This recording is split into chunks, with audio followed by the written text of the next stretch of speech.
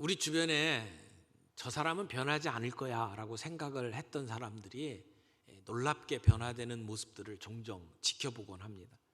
저 사람은 예수 믿지 못할 거야 라고 생각했던 사람이 믿음에 돌아오고 그리고 또 급격하게 변화되는 그러한 모습을 보면서 저희들이 큰 기쁨을 누리는 일들이 종종 있죠. 그러나 반대로 시간이 지나고 또 예수 믿은 지 연륜이 더해감에 따라서 뭔가 변화될 것이라고 기대를 하는데 변화되지 않는 사람들도 있죠. 여전히 영적으로 미성숙한 모습들을 그냥 가지고 살아가는 그러한 모습들은 참 안타까운 일들이 아닌지 모릅니다. 우리가 정말 예수를 믿고 시간이 지나감에 따라서 좀 변화되기를 원하는데 참 잘 안 돼요. 이분들이 은혜가 없는 것도 아니에요. 예배에 참석하기도 하고 또 말씀을 듣기도 합니다. 하나님 살아계신 것을 모르는 것도 아니에요. 그런데 쉽게 변화되질 않습니다. 왜 그럴까요? 이렇게 변화되지 못하도록 막아서는 장애물은 무엇일까요? 우리가 변화되지 못하도록 막아내는 그런 원인들을 이렇게 살펴보면 그 중에 하나가 죄의 근성이 아닐까 하는 생각을 해봅니다. 이 죄의 근성이 우리로 하여금 변화되지 못하도록 막아섭니다. 나이가 들었다고 변화되는 것도 아니고 환경이 변화됐다고 그렇게 변화되는 것도 아닌 것을 봅니다. 하나님의 말씀이 또는 성령의 역사가 우리의 뼛속 깊숙이 자리 잡고 있는 우리 죄의 근성들을 뽑아버릴 때 우리의 마비된 영적인 무감각을 다시 감각이 돌아오도록 만드시는 하나님의 역사가 없을 때는 우리가 참 변화되지 않는 것을 봅니다.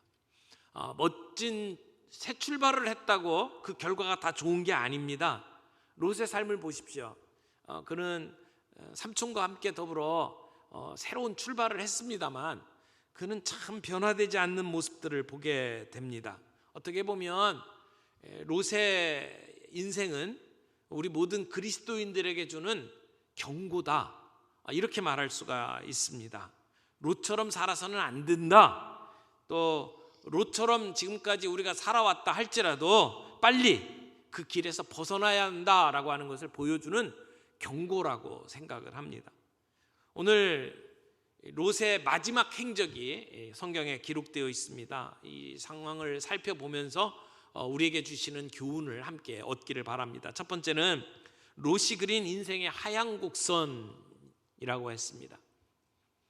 롯의 인생을 그래프로 그리면 어떻게 될까요? 처음에는 아브라함과 함께 가나안을 이렇게 찾아오는 여정에서는 영적인 그러한 깨달음이 많이 있었겠죠. 근데 그 이후에 그의 삶은 점점 이렇게 내려가는 인생, 하향 곡선을 계속 그려오지 않았나 하는 생각을 합니다. 우리가 지금까지 창세기 말씀을 보면서 롯의 삶을 조금씩 추적해 왔습니다만은 롯의 시작은 어쩌면 참 멋진 출발이었다 생각이 듭니다. 삼촌과 함께 갈대아 우르를 떠나왔습니다. 그리고 하나님께서 약속하신 가나안 땅에 들어왔습니다. 아무것도 의지할 데 없는 곳에 와서 자리를 잡고 그 가운데 신앙생활을 하는 가운데 조금씩 하나님을 알아가는 그런 기쁨이 있었을 겁니다.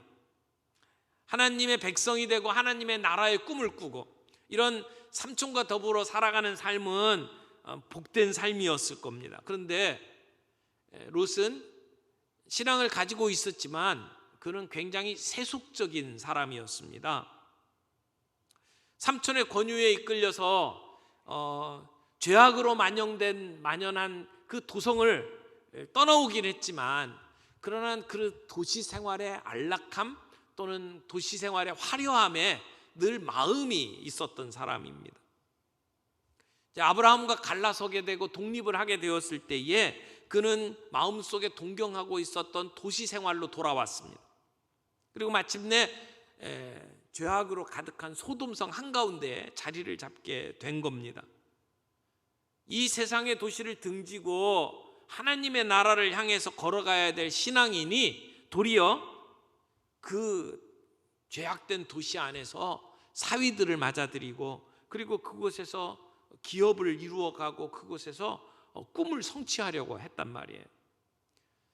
롯은 재물에 눈이 어두웠던 사람입니다.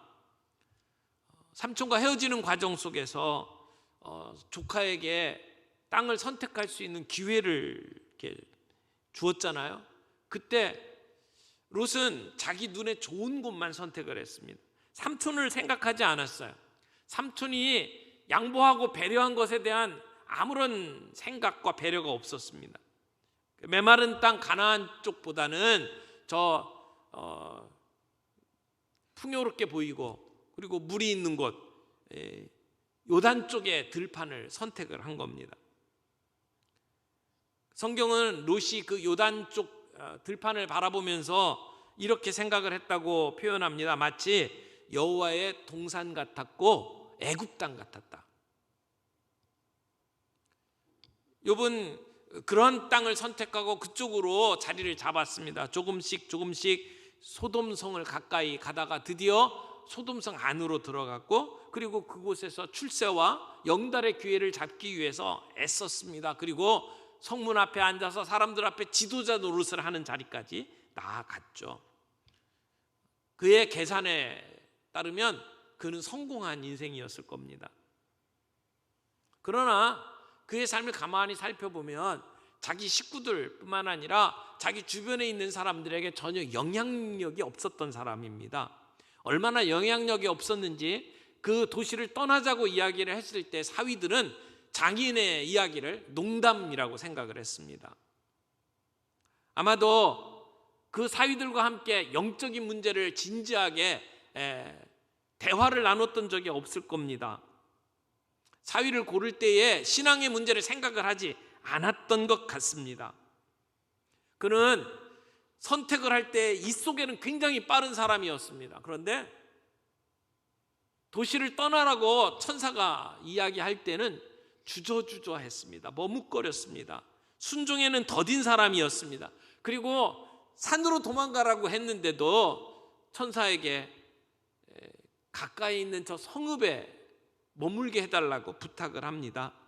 소돔은 할 수 없어서 버릴지 모르지만 소알은 버릴 수가 없습니다. 마지막까지 포기하지 못하는 그러한 모습을 보여줬던 것이 롯입니다. 그의 삶을 지금까지 그래프로 보자면 계속해서 내리막길 인생을 걸었던 사람이다, 이렇게 말할 수 있습니다. 그 이후에 그의 삶이 오늘 본문에 기록되어 있습니다. 30절 말씀을 보죠. 30절에 뭐라고 이야기합니까? 롯이 소알에 거주하기를 두려워하여. 삼촌의 중보와 하나님의 은혜로 그 멸망 가운데 구원받았던 롯이었습니다마는 그는 하나님이 허락하신 소알에 들어가서 더 머물 수가 없었습니다. 무슨 이유에서인지 거기 계속 머물지 않고 딸들과 함께 산으로 올라가서 굴에 기거했습니다. 여기 두려워했다라고 했는데 왜 자기가 그렇게 소원해서 가서 머물게 된 그 땅에서 두려워했을까요? 여기에는 정확한 이유가 기록되어 있지 않습니다만은 몇 가지 추측할 수 있는 가능성이 있습니다. 첫 번째는 아마도 롯이 요즘 말로 이야기하면 외상 후 스트레스 장애에 시달리지 않았을까? 지척에 있는 소돔성이 멸망하는 것을 봤잖아요. 자기와 함께 살던 많은 사람들이 끔찍하게 죽어가는 모습을 봤을 겁니다. 그리고 자기와 함께 길을 떠났던 아내가 뒤를 돌아다보고 소금기둥이 되는 그러한 경험을 바로 전에 했잖아요. 그런 악몽을 쉽게 잊어버리지 못할 겁니다.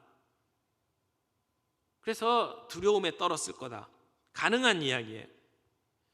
또 다른 추측은 이 롯이 소 아래 들어가서 거주했는데 그 안에 살아가는 삶의 모습이 소돔 사람들하고 별반 다를 바가 없더라는 겁니다. 소돔이 그런 악한 짓을 하고 멸망당하는 것을 본 롯이 그들이 살아가는 모습을 보니까 여기도 하나님께서 곧 심판하시겠구나 라고 하는 두려움에 사로잡혀 있을 수도 있었을 것입니다.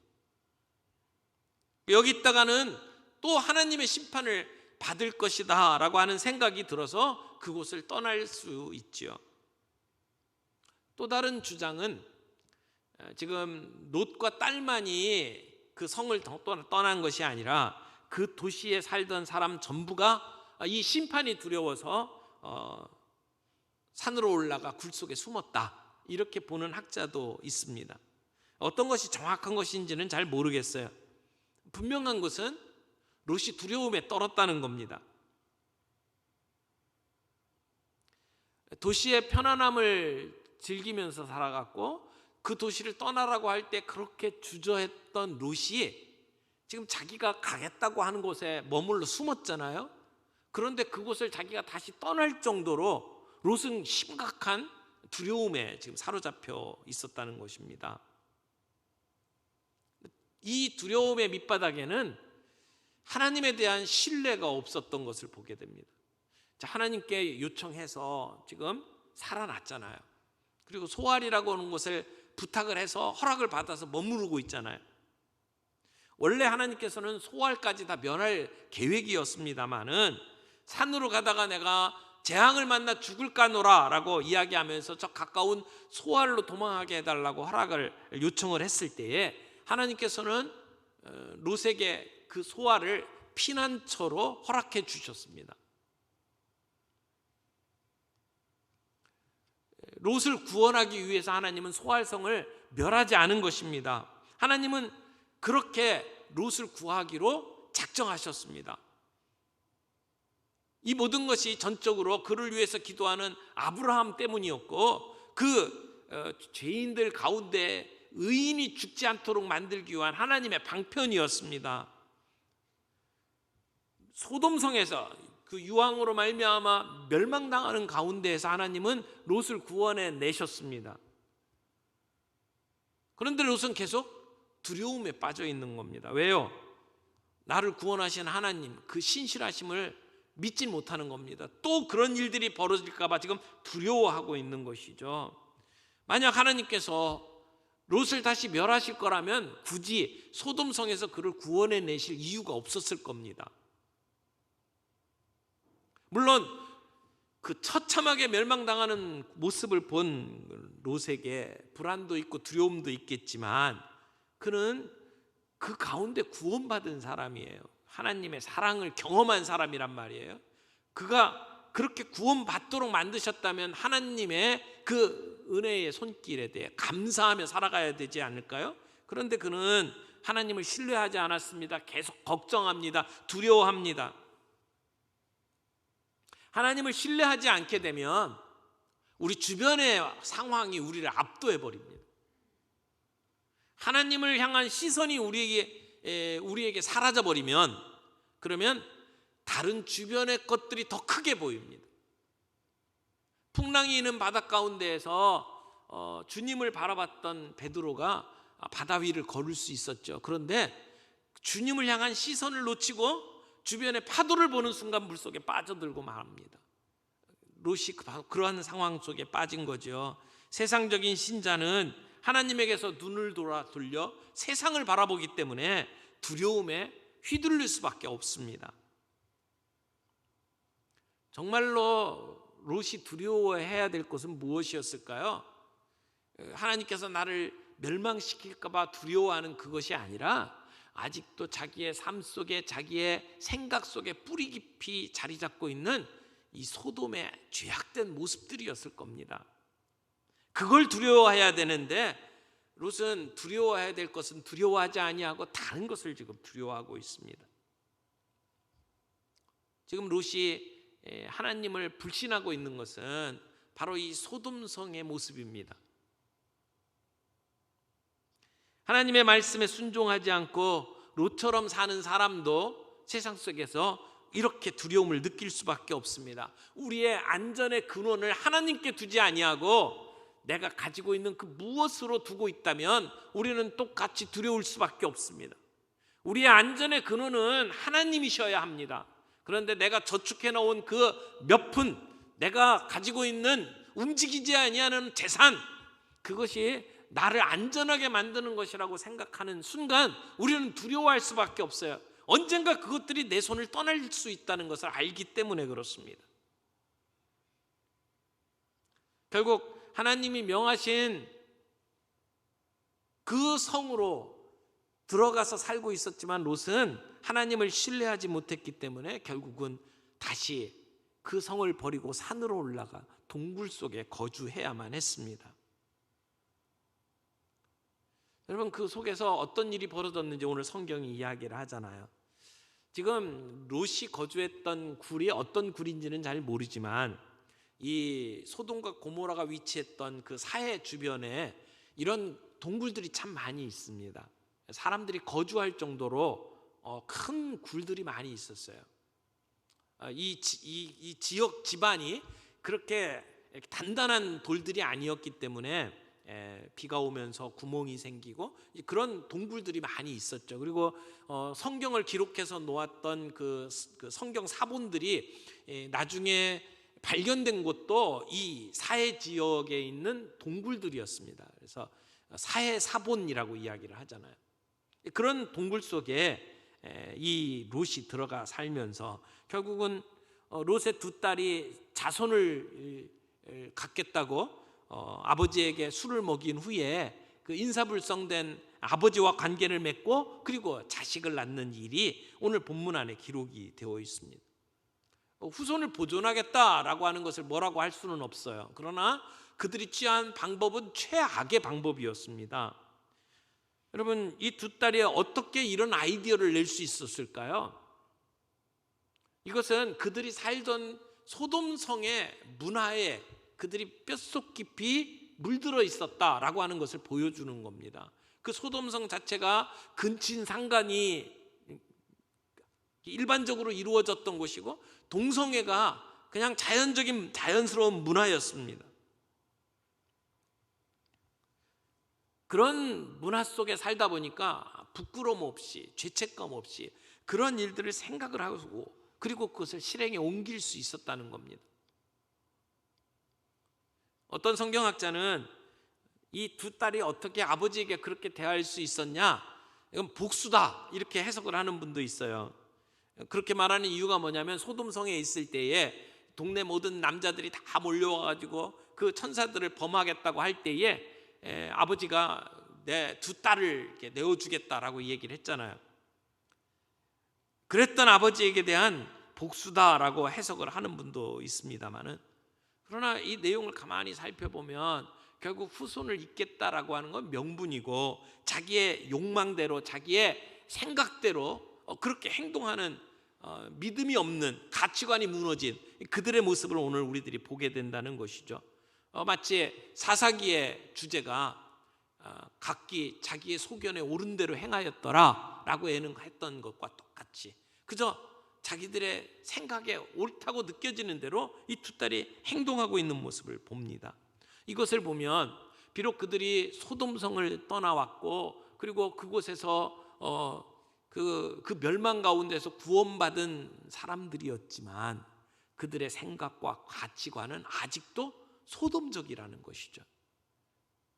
소돔과 똑같은 삶의 스타일을 가지고 지금 살고 있다는 거예요. 그러니까 이 소돔성의 그 죄악된 근성은 아직도 그들을 지배하고 있다는 말입니다. 쉽게 없어지지 않는다는 겁니다. 자기의 인종을 전해야겠다라고 하는 그러한 자기 합리화로 자기의 육신의 정욕을 지금 이렇게 정당화하고 있는 모습을 봅니다. 이 생각은 아버지의 생각이나 딸의 생각이나 비슷비슷한 것 같아요. 아버지 역시 마찬가지입니다.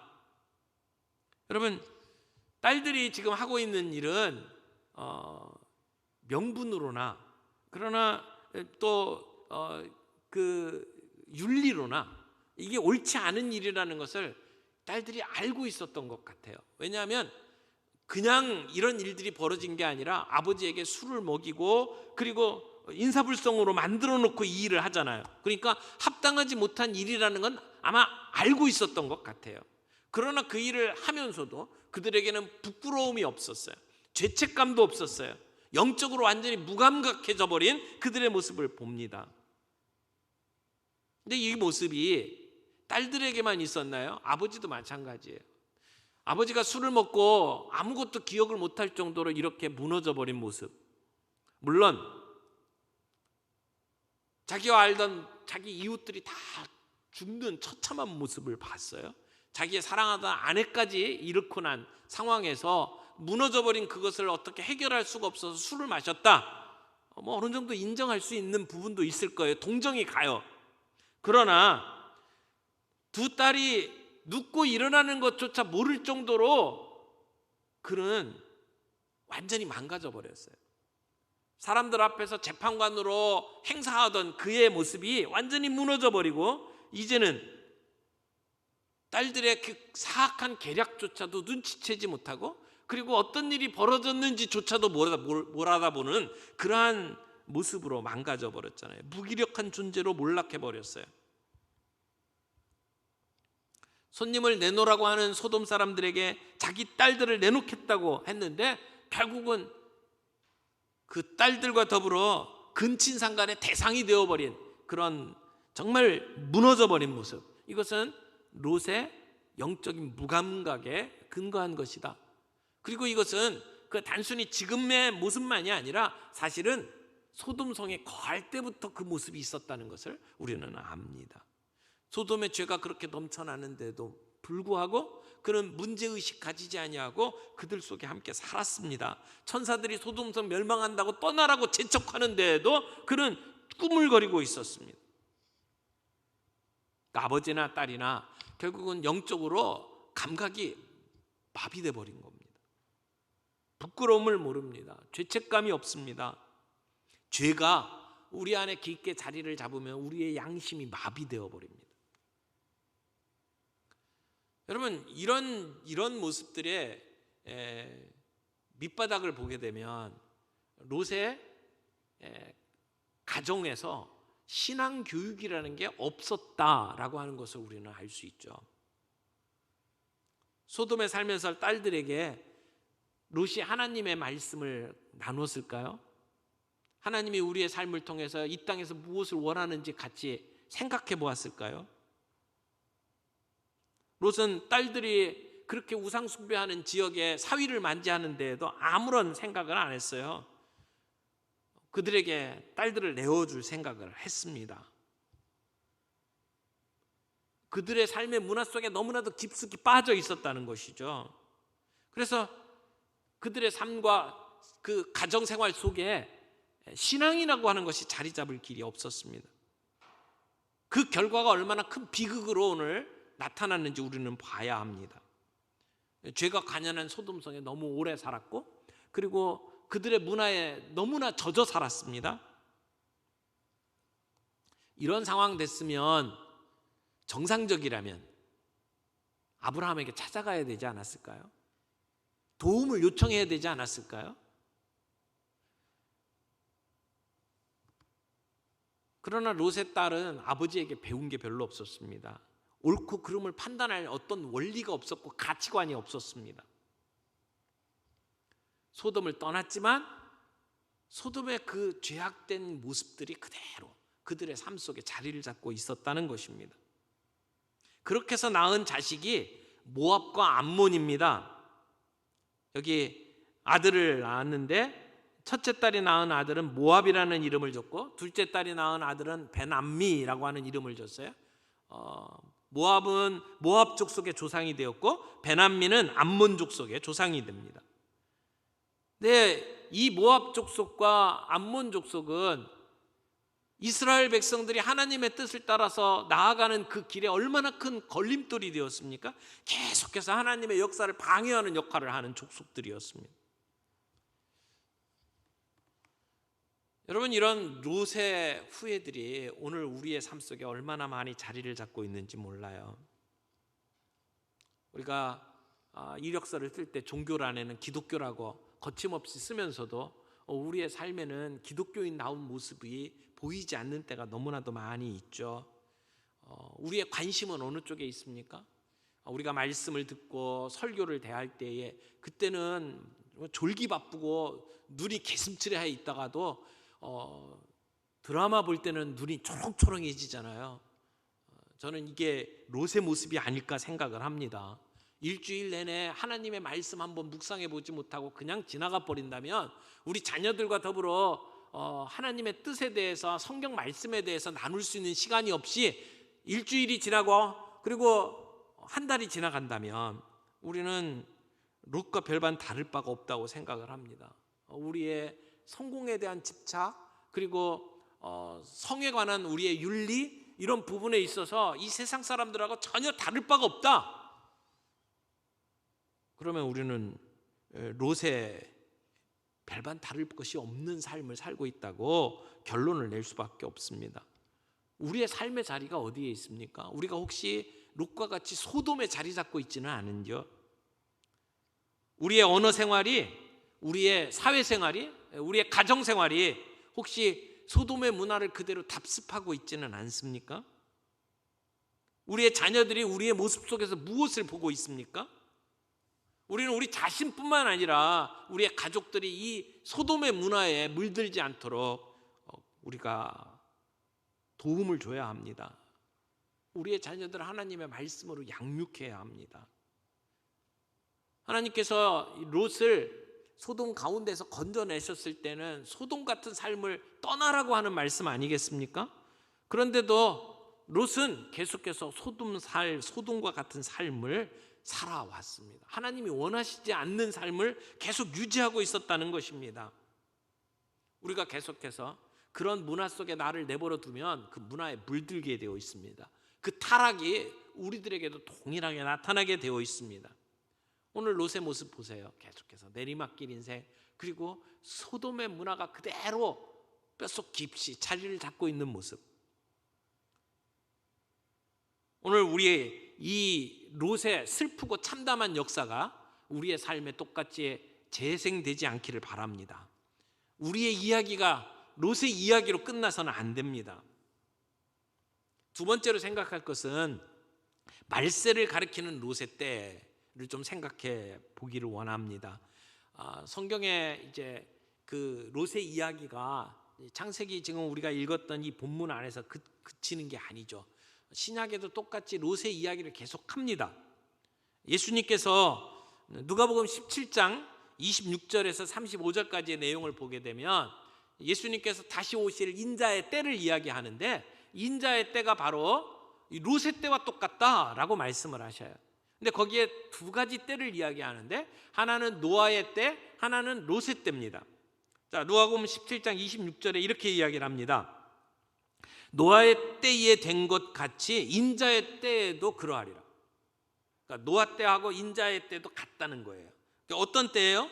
노아가 방주에 들어가던 날까지 사람들이 먹고 마시고 장가가고 시집가더니 홍수가 나서 그들을 다 멸망시켰다. 이 노아의 때예요. 그것이 인자의 때와 같대요. 근데 또 인자의 때를 어디다 비교하냐면 롯의 때와 같다고 이야기를 합니다. 28절 롯의 때와 같으리니 사람들이 먹고 마시고 사고 팔고 심고 집을 짓더니 롯이 소돔에서 나가던 날에 하늘로부터 불과 유황이 비오듯 하여 그들을 멸망시켰느니라 이렇게 이야기합니다. 그러면서 30절에 뭐라고 이야기를 하냐면 인자가 나타나는 날에도 이러하리라. 자, 노아의 때 그리고 롯의 때 그것이 바로 인자의 때와 같다. 이 얘기는 뭡니까? 예수님께서 심판하시는 그날이 바로 이 모습과 똑같다는 거예요. 근데 롯의 때와 노아의 때를 비교해 보면 시대는 비슷해요. 사람들이 살아가던 모습은 비슷해요. 멸망당하는 것도 비슷해요. 그런데 두 사람의 역할은 달라요. 노아는 그 힘든 상황 속에서 멸망되고 심판받을 그때에 구별되고 거룩한 삶을 포기하지 않았습니다. 홍수가 쏟아지는 날, 그 멸망당하는 날까지 자기의 해야 될 역할을 온전하게 감당한 사람입니다. 노아는 자기의 사명이 무엇인지를 알고 있었고 그것을 끝까지 이루어낸 사람이에요. 그러나 오늘 본문에 나오는 롯은 그런 시대에 자기의 거룩한 삶을 전혀 드러내지 못했습니다. 롯은 삶의 목표가 뚜렷하지 않았어요. 아브라함과 헤어질 때에 소돔을 선택을 했습니다. 하나님의 말씀을 따라가지 아니하고 세상의 풍요, 화려함을 따라갔습니다. 말하자면 그의 인생은 자기의 인생에 주시는 하나님의 사명을 따라간 게 아니에요. 눈에 보이는 것을 따라간 것이고 자기의 풍요로움을 따라간 인생이었죠. 아브라함과 롯과 한번 비교를 해보십시오. 24년 전에 하나님께서 부르실 때에 아브라함과 롯은 똑같이 갈대아 우르를 떠났습니다. 출발은 좋았어요. 그리고 24년이 지났어요. 아브라함이라고 완벽한 사람이 아닙니다. 그도 많은 실수를 했어요. 가나안 땅에 들어와서 살다가 기근이 나니까 애굽으로 옮겨갔죠. 거기서 하나님보다 애굽 사람을 무서워해서 자기 아내를 누이라고 속였죠.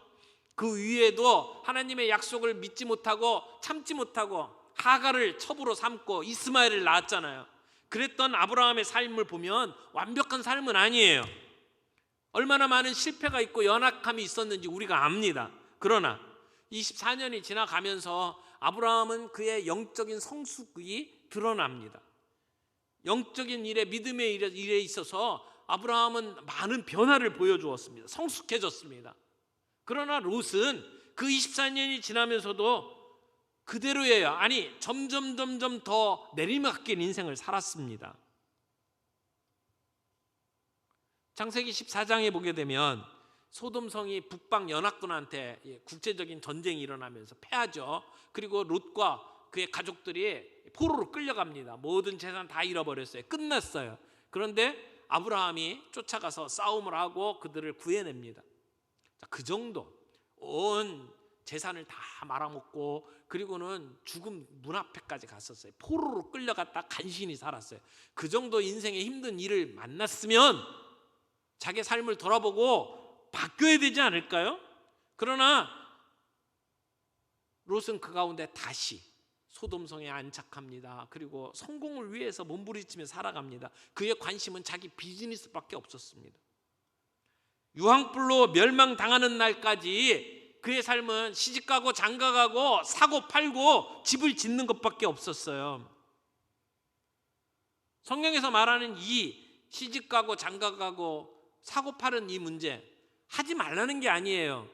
시집장가 가지 말라는 얘기가 아닙니다. 그러나 하나님은 생각하지 못하고 그것이 자기의 행복의 전부가 되어버린 삶, 롯의 삶이 그런 삶이었다는 겁니다.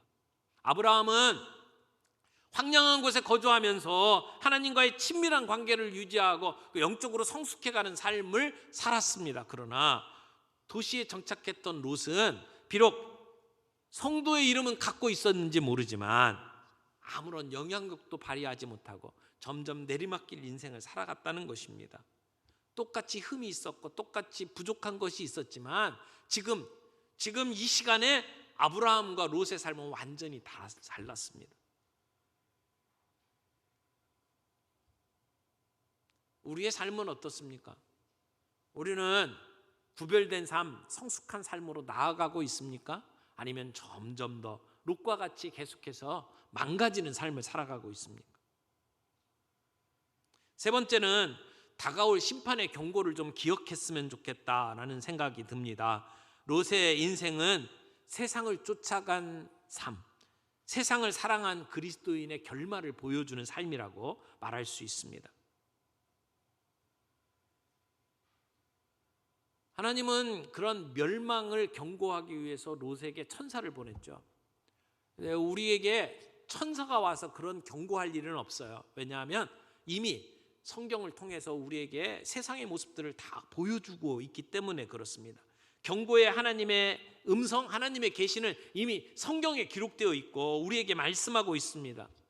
이런 우리에게 롯의 삶은 이 시대를 어떻게 살아갈지를 다시 한번 생각하게 만드는 하나님의 경고라고 생각합니다.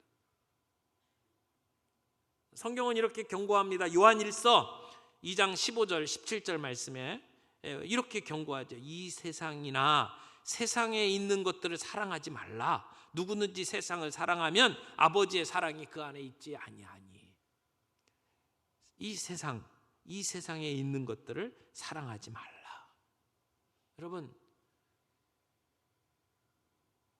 재물, 명예, 이 모든 것들 다 금방 지나갑니다. 쾌락도 지나갑니다. 이 땅에 있는 모든 것들은 다 순식간에 사라질 수 있습니다. 그래서 이 세상이나 세상에 있는 것들을 사랑하지 말라 말씀하십니다. 그렇게 평생 소원을 삼고 목매어 그 일을 이루려고 했던 롯의 것들은 다 사라졌어요. 한순간에 사라졌습니다. 우리도 기억해야 합니다. 내가 사랑한다고 생각하고 내가 목숨처럼 추구하고 있는 것들이 언젠가 하나님의 심판을 받고 사라질 수 있다라고 하는 것입니다. 이 세상은 우리를 돌봐줄 수가 없습니다. 이 세상은 우리의 안전을 확보해 주지 않습니다. 그 세상을 바라보며 거기에 우리의 마음을 쏟아놓는 것은 바보 같은 결정입니다. 롯의 전철을 밟지 말아야 합니다. 하나님을 믿고 하나님을 의지하고 하나님을 사랑하는 길을 선택해야 합니다. 로마서 8장에 보면 너희가 육신대로 살면 반드시 죽을 것이로되 라고 말씀하십니다. 여러분, 로마서 이 말씀을 읽는 사람들은 그리스도인들입니다. 이미 구원받은 사람들입니다. 그런데 그들에게 뭐라고 이야기합니까? 너희가 육신대로 살면 반드시 죽을 것이로되. 구원 못 받고 멸망한다, 그 얘기가 아닙니다. 구원받은 자이지만 육신대로 살면 죽는다고 말씀하시는 것을 우리는 기억해야 합니다. 소금으로 부름받았는데 맛을 잃어버린 소금처럼 살아가게 되면 그 삶은 죽은 것과 마찬가지라는 것입니다. 예수님께서 갈릴리에서 복음을 전하면서 그 복음 듣고 있는 사람들에게 그런 얘기를 했죠. 너희 가운데 이적을 행했더라면, 만약 지금 이 너희들에게 행하는 이적을 저 소돔성 사람들에게 행했더라면 그들이 훨씬 더 빨리 회개했을 것이다. 여러분, 이 얘기가 뭡니까? 소돔성에 있는 사람들만 멸망하고 끝나는 게 아니에요. 하나님의 멸망은 그 한 번으로 끝나는 게 아니라는 겁니다. 우리의 삶의 소위를 지켜보고 계시고, 그리고 문제가 있을 경우에는 하나님이 언제든지 심판할 수 있다라고 하는 것을 말씀하는 거죠. 악이 가득해지면 하나님은 심판하시는 하나님이시다. 오늘 그 세상 속에 살아가면서 우리가 적당히 타협하며 살아가면 안 됩니다. 그런 삶으로 살아가도록 하나님이 우리를 구원해 내신 게 아니라는 것입니다. 오늘 우리가 믿는다고 하면서도 그냥 무늬만 그리스도인으로 살아가고 있지 않은지 우리는 좀 다시 한번 살펴봐야 합니다. 존 맥아더 목사님이 이런 이야기를 했어요. 세상을 구원하기 이전에 교회 안에 있는 사람들부터 구원해야 된다고. 교회 안에 있는 사람부터 복음화해야 한다고.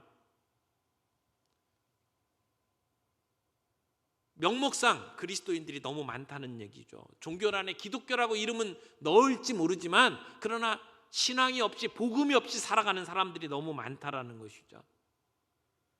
오늘 우리가 이 세상 속에서 롯과 같은 전철을 밟지 않기 위해서 우리가 어떻게 해야 합니까? 우리의 뼛속 깊이 자리 잡고 있는 죄의 근성을 뿌리 뽑으려면 어떻게 해야 합니까? 예수 그리스도의 십자가의 보혈밖에는 없어요. 우리의 힘으로 악을 쓰고 열심을 낸다고 되지 않잖아요. 십자가의 은혜가 없으면 우리가 그 죄의 근성을 뽑아낼 수가 없습니다. 영적인 무감각을 어떻게 벗어날 수 있습니까? 문둥병이 무섭다고 그러죠. 왜냐하면 감각이 없어지기 때문에. 자기의 발에 뜨거운 물이 부어져도 그 뜨거운 줄을 몰라요. 감각이 없기 때문에. 이거 육체적인 무감각, 우리가 그걸 문둥병이라고 이야기를 합니다만 우리가 영적으로 혹시 무감각하진 않나요? 우리가 소돔과 같은 곳에 살면서 그런 문화 속에 찌들어 살면서도 우리의 마음속에 그것이 죄인지를 모르고 있다면 우리는 영적으로 무감각해진 것이라고 생각합니다. 그걸 해결할 수 있는 길은 십자가 앞으로 나가는 수밖에 없습니다. 주의 보혈을 의지하지 않고는 우리가 죄의 근성으로부터 벗어날 수가 없습니다. 주님이 주시는 선한 능력으로 우리는 승리해야만 합니다. 우리가 이 말씀을 마치면서 같이 찬양하려고 하는 것이 보네퍼 목사님이 쓴 시를 가지고 찬송을 만든 겁니다. 그 독일 교회가 우경화되면서 그러면서 그 나치에 의해서 모든 것들이 움직이고 있던 시대에 그러면 안 된다라고 소리쳐 외쳤고, 그리고 나치 정부를 향해서 히틀러를 죽이는데 가담했다는 이유로 결국은 감옥에 들어갔고 거기서 죽었던 그 보네폰 목사님이 그 옥중에서 쓰신 시입니다. 그 선한 힘에 고요히 감싸여 그 놀라운 평화를 누리며 나 그대들과 함께 걸어가네, 나 그대들과 한 해를 여네, 이런 시를 썼어요. 그 선한 힘이 우리를 감싸시니 믿음으로 일어날 기대하네. 주 언제나 우리와 함께 계셔 하루 또 하루가 늘 새로워.